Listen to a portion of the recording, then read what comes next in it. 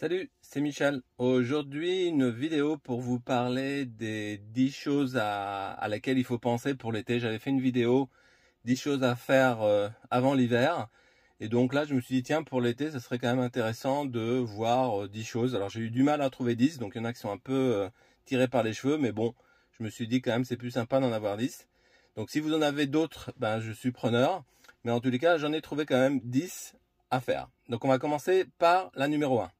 Donc la numéro 1, c'est celle qui est un peu ridicule, vous allez me dire, mais je vais quand même la dire, c'est de ne pas mettre sa voiture au soleil. Si vous ne mettez pas votre Tesla au soleil, bah elle ne chauffera pas. Donc évidemment, quand vous avez la possibilité de la mettre à l'ombre ou dans un endroit dans un parking, bah, c'est préférable parce que vous êtes sûr qu'elle va moins chauffer qu'en plein soleil.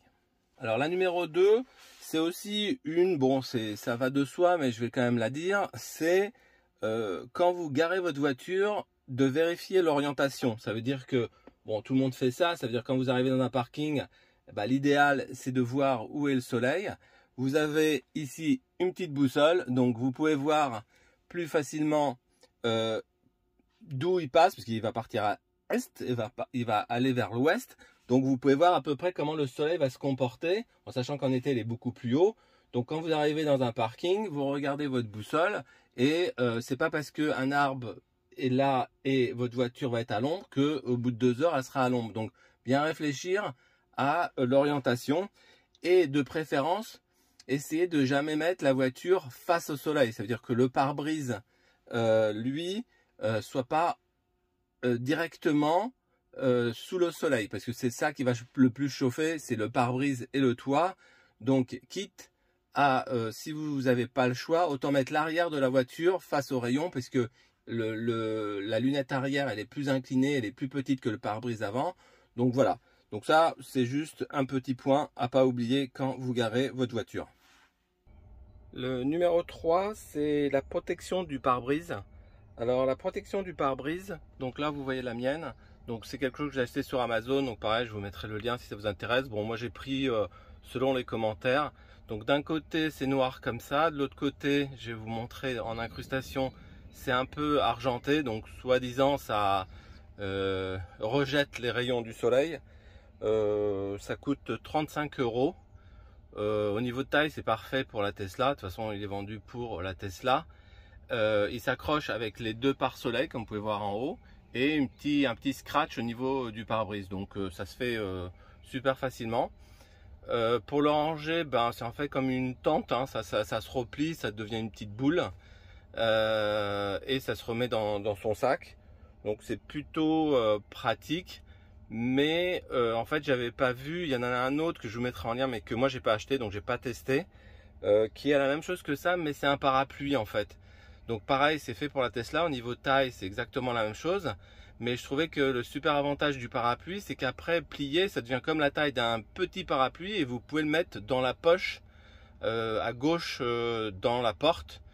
Donc pour ranger c'est beaucoup plus facile que celui-là, parce que celui-là, bon, une fois que vous êtes rentré dans la voiture, que vous l'avez plié, bah, vous savez plus trop où le mettre. Donc moi en général je le mets à l'arrière, mais quand il y a des passagers, il faut que je le mette dans le coffre, quoi. Alors que le parapluie c'est vraiment un petit parapluie, donc je trouvais ça plus intéressant. J'aurais bien essayé. Ça vaut 30 €, donc voilà. Bon, j'avais pas envie de racheter un autre. Donc voilà pour le pare-brise, rien de particulier. Alors maintenant, juste sur l'efficacité, je sais pas trop en fait. Bon, j'ai l'impression évidemment que quand vous rentrez dans la Tesla, le volant il est moins chaud, un peu tout est moins chaud, que ça rejette un peu les rayons du soleil. Il faut dire que l'idéal pour une protection comme ça, c'est de la mettre à l'extérieur quand c'est possible. C'est-à-dire si vous êtes dans un endroit sécurisé, il est préférable de mettre à l'extérieur pour éviter que les rayons passent à l'intérieur. Parce que ce qui se passe dans mon cas à moi, ça veut dire que les rayons du soleil frappent mon pare-brise, ça rentre quand même à l'intérieur, ça va sur cette protection-là, qui eux, soi-disant, renvoient les rayons vers l'extérieur, ça réchauffe le pare-brise. Enfin tout ça, ça fait que les rayons quand même rentrent, chauffent, ressortent, réchauffent le pare-brise. Bon, je suis pas sûr que ça soit super efficace. Donc à l'extérieur, par contre, quand vous le mettez à l'extérieur, vous êtes sûr que les rayons vont pas pénétrer si ça promet comme ils le disent. et donc du coup les rayons sont rejetés directement. Donc si c'est possible de mettre à l'extérieur, c'est plus efficace. Sinon, bah, si vous êtes à un endroit public, vaut mieux le mettre à l'intérieur, c'est toujours mieux que rien. Alors toujours dans les trucs évidents, évidemment, le numéro 4, c'est de rien laisser de fragile dans le véhicule, que ça soit chocolat, baume à lèvres, enfin tout ce qui peut résister pendant l'hiver. Mais là, vraiment faire un tour de sa voiture et enlever tout ce qui risque de fondre. Il ne faut pas négliger ça parce que la voiture peut monter jusqu'à 60 voire plus de degrés à l'intérieur en plein cagnard. Donc tout ce qui va fondre, bah, il va vraiment fondre. Donc essayez de ranger tout ce qui est pas indispensable et qui ne va pas supporter la chaleur. Le numéro 5, c'est la protection du toit. Alors évidemment, on a un super toit dans la Tesla Y d'un seul tenant, donc il n'y a pas la barre comme sur les séries 3. Et bah, évidemment, ça va chauffer, ça va vraiment faire sauna. Alors, il y a des protections pour toit de Tesla, qui sont des protections qu'on met à l'intérieur, un peu comme la protection du pare-brise que je vous ai montré chez moi. Mais moi, je ne l'ai pas acheté. Alors, il y en a, je vous mettrai en incrustation une d'Amazon, mais encore une fois, je ne l'ai pas testé, je ne peux pas vous dire si c'est bien ou pas. Ça vaut 39 €. Ça se met avec un système de clip entre le pare-brise et le tissu du toit en fait. Et ça se clip dedans. Et pareil, vous le mettez sur les clips, ça se glisse à l'intérieur. Et vous le pliez et vous le rangez dans une housse. Alors moi j'ai pas pris parce que déjà celui du pare-brise je trouve que c'est contraignant. Mais alors en plus si à chaque fois il faut que je fasse celui du toit, donc moi j'ai opté pour rien faire et je vous expliquerai à la fin de cette vidéo ce que je compte faire. Voilà, mais il faut pas négliger parce que le toit c'est une des parties avec le pare-brise qui va chauffer le plus. Alors il y a d'autres systèmes, alors super cher, j'en ai vu un, je vous mettrai en incrustation, qui est aux US, qui est même pas vendu en France, qui est un espèce d'accordéon qui fait moitié conducteur passager et l'autre moitié c'est les passagers arrière et qui se ferme comme un petit rideau. Alors pareil, l'efficacité, je sais pas trop, ce qui est sûr c'est qu'on doit moins sentir la chaleur quand le soleil y est, mais est-ce que ça protège vraiment? Je suis pas sûr et ça vaut plus de 500 €, donc il faut être sûr du truc quoi. Voilà, donc on va passer au numéro 6. Alors le numéro 6, ça va utiliser l'application. En fait, vous avez à partir de l'application la possibilité de entrouvrir les fenêtres conducteurs et passagers. Donc ça laisse juste sortir un peu d'air chaud qui est dans la voiture. Donc vous pouvez le faire à distance. Donc il faut aller dans Contrôle. Puis à droite en bas, vous avez un petit symbole d'une fenêtre et écrit aéré. Si vous appuyez là-dessus, bah, ça va entrouvrir la fenêtre. Alors au niveau sécurité, c'est plutôt pas mal parce qu'on ne peut pas passer un doigt hein, ou quoi que ce soit. Enfin, on peut aussi passer quelque chose, mais c'est vraiment très fin. Ça permet juste de laisser un peu l'air chaud sortir, mais bon, je suis pas sûr que ça c'est super efficace. C'est quand même mieux que d'essayer de tout fermer, mais voilà, ça vaut ce que ça vaut. C'est dans l'application, c'est disponible, c'est facile à faire et très peu de risques, je pense, à le faire. Numéro 7. Le numéro 7, c'est la protection surchauffe. La protection surchauffe, elle se trouve dans l'application de la Tesla, dans climatisation. Si vous développez le menu du bas, vous pouvez voir tout en bas ici, protection de surchauffe de l'habitat. Donc vous pouvez soit arrêter, donc là il fait rien, soit mettre sans la climatisation ou mettre avec la climatisation. Alors, comment ça marche? Si dans le véhicule il fait plus de 40 degrés et que c'est déclenché comme c'est là sur mon écran, donc marche, donc il fait plus de 40 degrés dans votre véhicule, automatiquement la climatisation va se mettre en route pour rafraîchir l'intérieur de votre véhicule pour que ça ne dépasse pas les 40 degrés. Donc on va descendre et on va être plutôt dans les 20-25 degrés pour rafraîchir votre véhicule. Donc ça c'est automatique. L'inconvénient de cette méthode-là, c'est que ça consomme de la batterie. L'avantage, c'est que ça va vraiment maintenir votre véhicule, pas froid, mais en dessous de 40 degrés, ce qui est déjà pas mal. Il faut savoir que ça marche que si vous avez 20% de batterie. Si vous êtes en dessous, ça ne se déclenchera pas du tout. Sans air climatisé, ça c'est entre les deux, c'est un compromis. Ça veut dire que en fait, il va faire rentrer de l'air de l'extérieur qui est censé, entre guillemets, être plus frais, même s'il reste chaud, et évacuer l'air qui est dans l'habitacle vers l'extérieur. Donc ça fait quand même une circulation d'air. Donc ça ne va pas rafraîchir l'intérieur de votre véhicule de 10 degrés, mais ça va faire circuler l'air chaud qui peut atteindre 60 ou 70 degrés à l'intérieur de votre véhicule et le faire sortir. Donc bon, c'est pas mal, ça peut le faire. Ça se déclenche toujours au-dessus de 20% de batterie, parce qu'il faut quand même un peu de batterie. Ça consomme évidemment beaucoup moins que si vous faites marcher la climatisation. Donc, bon, à utiliser, pourquoi pas. Et arrêt, comme je l'ai dit tout à l'heure, si vous faites arrêt, ben, il ne fera rien. La température montera, voilà, et rien ne se passera à l'intérieur du véhicule, à moins que vous-même vous déclenchez à distance la climatisation parce que vous êtes à 5 minutes du véhicule et vous dites tiens, j'aimerais bien que quand je rentre dans le véhicule, il soit frais. Donc c'est possible aussi. Il ne faut pas oublier qu'en été, en plein cagnard, la voiture elle peut monter à 60 ou 70 degrés. Bon, les composants électroniques sont faits pour résister à ces chaleurs-là, mais bon, évidemment, personne ne va vous dire que c'est super bon, que tout ça chauffe. Voilà, donc à vous de voir ce qui vous convient le mieux. Le numéro 8, c'est la pression des pneus. Évidemment, quand il fait chaud, les pneus sont mis à rude épreuve. Et donc, du coup, un sous-gonflement des pneus, pas seulement fait que vous consommez plus, mais en plus peut abîmer le pneu, favorise les éclatements. Il faut être plus attentif à la pression des pneus en été. Voilà, donc moi j'ai opté pour un compresseur Xiaomi qui coûte 50 €, je vous mettrai le lien, qui est tout petit, qui est sur batterie, donc il n'y a pas de câble, 12 volts, il n'y a pas besoin d'allume-cigare et tout ça. Ça se charge avant dans votre domicile comme un téléphone et ça se met sur votre roue pour gonfler, vérifier la pression des pneus. Ce que j'aime bien dans celui-ci, c'est qu'il se visse sur la roue. J'aime pas trop les mécanismes comme on trouve dans les stations-service avec un espèce de clips où il faut toujours être deux pour un qui tient, un qui gonfle, parce que ça tient pas super bien. Là, ça se visse et donc vraiment, c'est vraiment super pratique. La numéro 9. La numéro 9, on en a un peu parlé avant quand on a parlé du pare-brise et du toit et de la chaleur. Il est possible de mettre des films, donc des films de couleurs dégradées, enfin du noir très foncé au noir très clair, sur les vitres de la Tesla et sur le toit et sur la lunette arrière. Donc sur les vitres avant, on ne peut pas faire ce qu'on veut parce qu'il faut que les agents de police puissent voir l'intérieur de la voiture. Donc vous êtes limité dans les teintes. Donc ça c'est légal, c'est obligatoire. Par contre au niveau du toit, vous pouvez faire ce que vous voulez. Si vous voulez mettre du noir complet, vous pouvez mettre du noir complet.